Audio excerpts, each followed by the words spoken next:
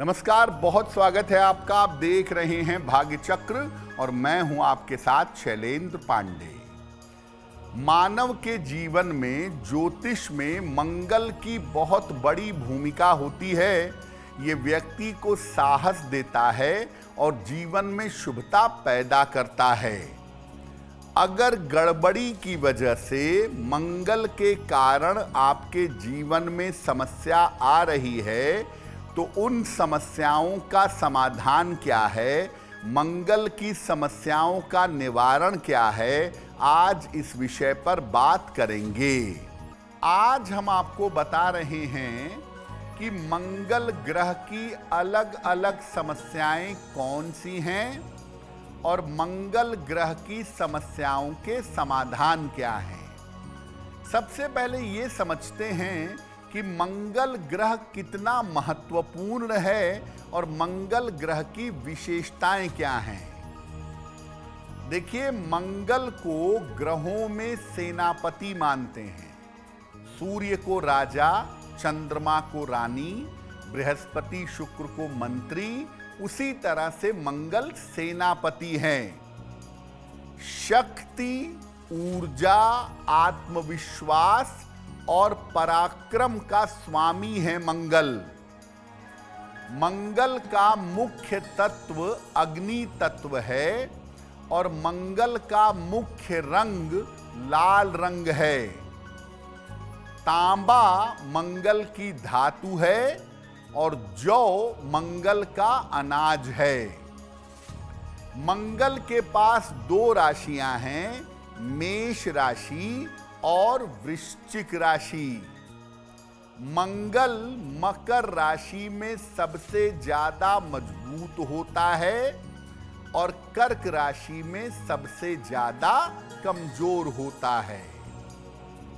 देखिए, मंगल का मतलब ये है कि आप जीवन में कितने साहसी होंगे, कितने कॉन्फिडेंट होंगे, कितना रिस्क ले पाएंगे और कितनी मजबूती से साहस लेकर जीवन में आगे बढ़ पाएंगे। मंगल व्यक्ति को कठिन से कठिन स्थितियों से जूझने की, भिड़ने की ताकत देता है। ऐसा हो सकता है कि मंगल आपकी कुंडली में खराब हो या मंगल आपको अशुभ परिणाम दे रहा हो। तो अगर मंगल खराब होगा तो जीवन में इसके क्या परिणाम होंगे। अगर मंगल खराब होगा तो व्यक्ति क्रूर होगा और हिंसक स्वभाव का, वायलेंट नेचर का होगा। ऐसे लोगों का आत्मविश्वास यानी कॉन्फिडेंस और साहस, ये दोनों कमजोर होता है। व्यक्ति को संपत्ति के मामले में और जमीन के मामले में मुश्किलों का सामना करना पड़ता है। व्यक्ति को रक्त संबंधी समस्या, खासतौर से बोन मैरो से रिलेटेड प्रॉब्लम व्यक्ति को परेशान करती है। और अगर मंगल खराब होगा तो दो चीजें जीवन में जरूर होंगी, एक कर्जा और एक मुकदमेबाजी। और ज्यादा खराब हो गया मंगल तो आपको जेल की यात्रा भी करनी पड़ सकती है। अगर विवाह के भाव से मंगल का संबंध बन गया निगेटिव, नकारात्मक, तो वैवाहिक जीवन आपका खराब हो जाएगा। मंगल कुंडली में अशुभ है तो कर्ज और मुकदमेबाजी ये तो आपके साथ होनी ही है। और अगर मंगल अशुभ है, विवाह से संबंध हुआ तो विवाह टूटेगा। और अगर संतान भाव से संबंध हुआ, महिला की कुंडली है, तो मल्टीपल मिसकैरेज होने की संभावना बन सकती है। आपको बताया कि अगर मंगल की स्थिति फेवरेबल नहीं है तो आप जमीन नहीं खरीद पाएंगे, मकान नहीं बनवा पाएंगे। तो अगर प्रयास करने के बावजूद आपकी संपत्ति नहीं बन पा रही है तो क्या उपाय करेंगे? किसी भी मंगलवार को एक तिकोना ट्रायंगुलर नारंगी रंग का झंडा यानी ध्वज ले लें। इस पर लाल रंग से राम लिखें और मंगलवार को हनुमान जी के मंदिर जाकर ये झंडा चढ़ा दें। एक मंगलवार को अगर ये उपाय करते हैं तो अगले 6 महीने में संपत्ति प्राप्ति की समस्या दूर हो जाएगी। अगर फिर भी अड़चन आ रही है तो 6 महीने बाद इस उपाय को एक बार और कर देंगे। इससे ज्यादा करने की जरूरत नहीं पड़ेगी। शादी के समय में जब कुंडली मिलाई जाती है तो सबसे महत्वपूर्ण होता है मंगल दोष।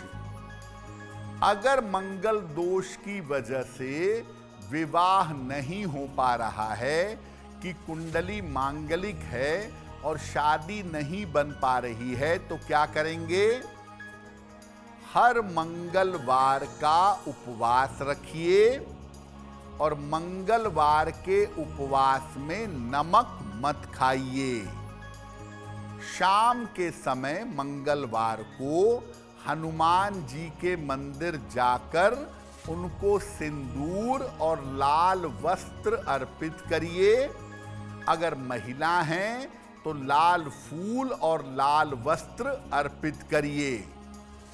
उसके बाद अगर मंदिर में संभव हो तो मंदिर में बैठकर, नहीं तो घर आकर घर पर बैठकर सुंदर कांड का पाठ करिए। अगर हर मंगलवार के मंगलवार ये उपाय करें तो मंगल दोष का प्रभाव शांत होगा और विवाह होने की संभावना जल्दी बनेगी। मंगल की वजह से अड़चन नहीं आएगी। देखिए, मंगल की वजह से अगर कुंडली में मंगल दोष है और मंगल दोष की वजह से विवाह होने में विलंब हो रहा है तो ऐसी स्थिति में हनुमान जी की पूजा से लाभ होता है। खासतौर से सुंदर कांड का पाठ करने से फायदा अवश्य होता है। लेकिन मान लिया आपकी शादी हो गई और मंगल दोष की वजह से आपके वैवाहिक जीवन में दिक्कतें आ रही हैं तो ऐसी स्थिति में कुमार कार्तिकेय की पूजा करिए। अगर विवाह के बाद मंगल दोष की वजह से वैवाहिक जीवन में दिक्कतें हैं तो कुमार कार्तिकेय की पूजा करना आपके लिए बेहतर होगा। इनकी पूजा करने से मंगल दोष का प्रभाव जीवन पर नहीं पड़ेगा।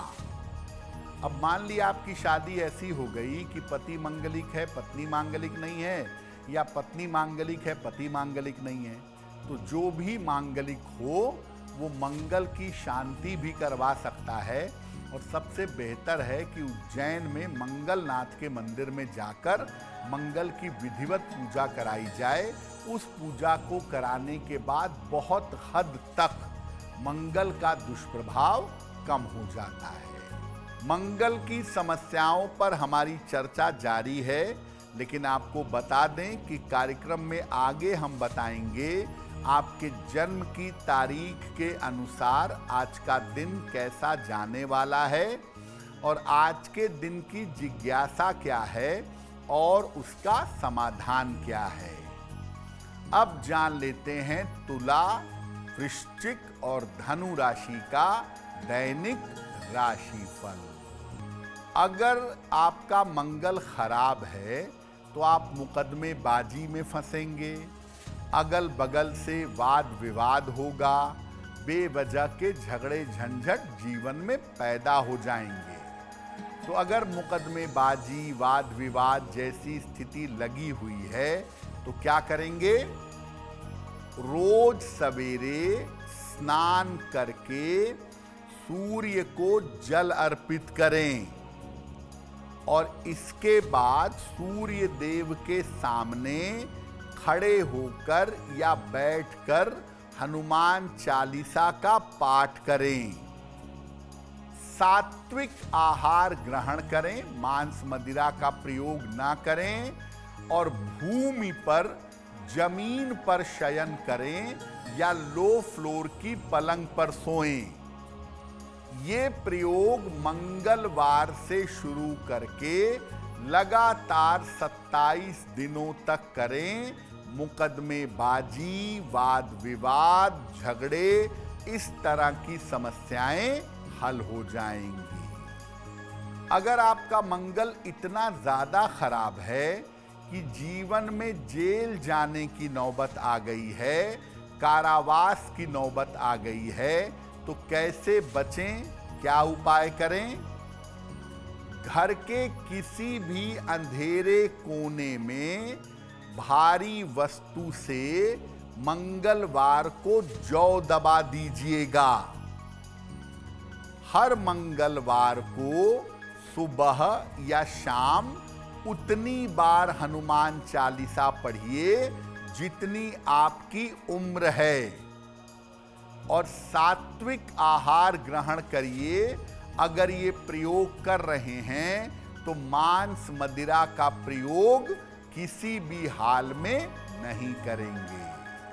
अगर आप किसी मुकदमे में फंसे हुए हैं, बेवजह का मुकदमा है, नौकरी को लेकर के है, जमीन को लेकर के है, करियर को लेकर के है, या बेवजह के विवाद का मुकदमा चल रहा है और आप चाहते हैं कि उस मुकदमे से आपकी मुक्ति हो जाए, तो उसके लिए आपको उपाय तो हमने बताया है, लेकिन एक और सरल उपाय आपको बताते हैं। उसका एक बड़ा अच्छा तरीका ये है कि सुबह शाम दोनों समय संकट मोचन हनुमानाष्टक का पाठ किया जाए। बाल समय रवि भक्ष लियो, तब तीनहु लोक भयो अंधियारो। ये संकट मोचन सुबह शाम पढ़िए और हर मंगलवार को गाय को गुड़ और रोटी या केवल गुड़ खिलाइए। ये उपाय आप लगातार करना शुरू कर दीजिए, बड़े से बड़े मुकदमे से आपको मुक्ति मिलेगी। लेकिन याद रखिए, जिनकी कुंडलियों में मंगल निगेटिव है और जिनकी कुंडलियों में मंगल की वजह से समस्या है, ऐसे लोग लाल रंग की चीज़ों का प्रयोग, लाल कपड़े, लाल जूते, लाल बैग, इनका प्रयोग ना करें। कार्यक्रम के अंत में आपको बताएंगे कि आज का दिन इतना विशेष क्यों है और आज के दिन कौन सा काम करें, कौन सा काम ना करें। अब वक्त हो गया है ऐसा क्यों जानने का। ऐसा क्यों में हम आपके मन और जीवन से जुड़ी हुई तमाम जिज्ञासाओं का समाधान करने का प्रयास करते हैं।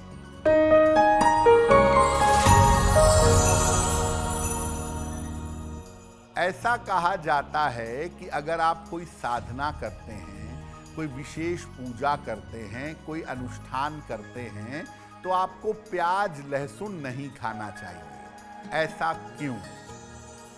देखिए, प्याज लहसुन को तामसिक आहार की श्रेणी में रखा गया है और जब आप नाम जप करते हैं, कोई साधना करते हैं, कोई विशेष अनुष्ठान करते हैं और उसमें प्याज लहसुन का प्रयोग आप करते रहते हैं, तो आपका मन एकाग्र नहीं होता, मन आपका गंभीरता से ध्यान या पूजा नहीं कर पाता है। प्याज लहसुन खाना कोई पाप की श्रेणी में नहीं है, लेकिन जो लोग आध्यात्मिक उन्नति चाहते हैं, गहरा ध्यान करना चाहते हैं, जबरदस्त मंत्र जप करना चाहते हैं, उन्हें प्याज लहसुन के सेवन से बचना चाहिए। अगर आप मुझसे जुड़ करके अपनी समस्याओं का समाधान चाहते हैं और चाहते हैं कि आपकी समस्याओं को ज्योतिष के माध्यम से सुलझाया जाए, तो आप हमसे संपर्क कर सकते हैं, जुड़ सकते हैं एस्ट्रो तक पर।